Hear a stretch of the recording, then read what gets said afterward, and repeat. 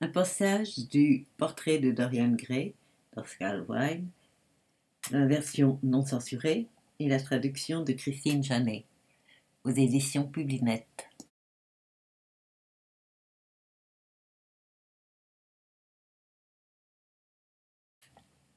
Le culte des sens a souvent, et avec beaucoup de justice, été décrié, les hommes se sentant instinctivement terrifiés devant les passions et les sensations qu'ils trouvent plus fortes qu'eux, et la conscience de les partager avec des formes d'existence les moins organisées qui soient.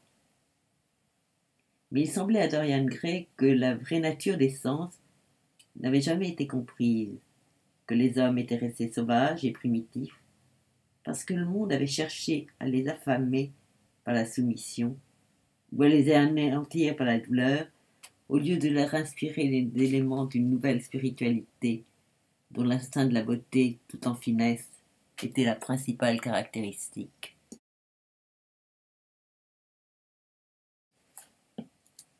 Envisageant l'homme à travers l'histoire, il se sentit pénétré par un sentiment de gâchis, tant de renoncements et de si petites ambitions.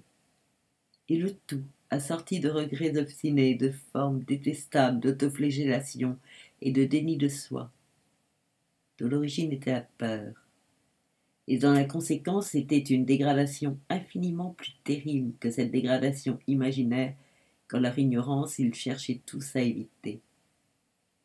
La nature, dans sa merveilleuse ironie, forçant l'anachorète à manger aux côtés des bêtes du désert, et donnant à l'ermite celle de la plaine pour compagne.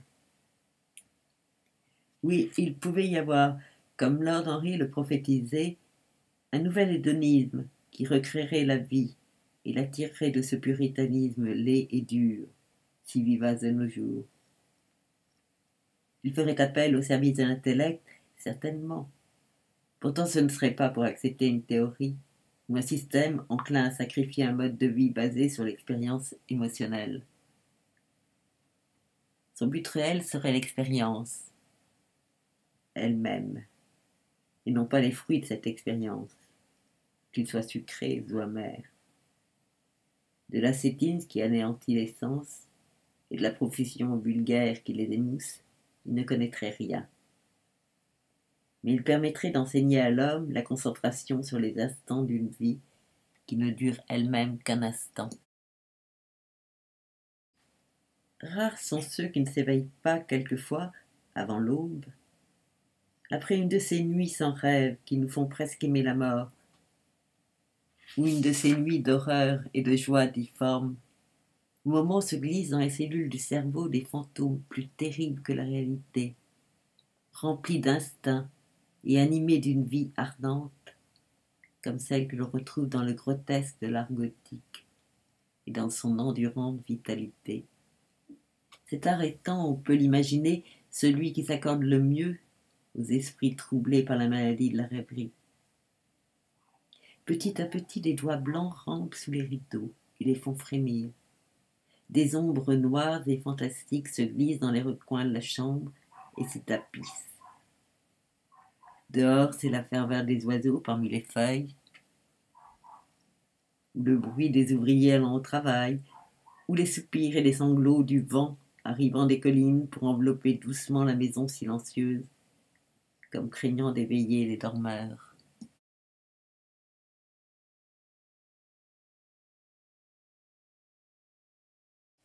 Des voiles et des voiles de fines gazes sombres se soulèvent, et par degrés les choses récupèrent leur forme et leur couleur, et nous voyons l'aurore reconstruire à nouveau le monde.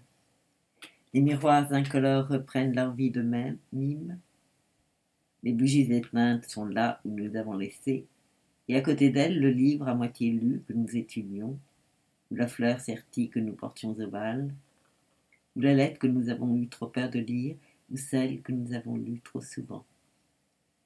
Rien ne nous semble changer.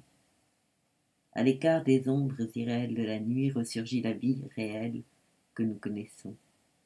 Nous devons la reprendre là où nous l'avons laissée.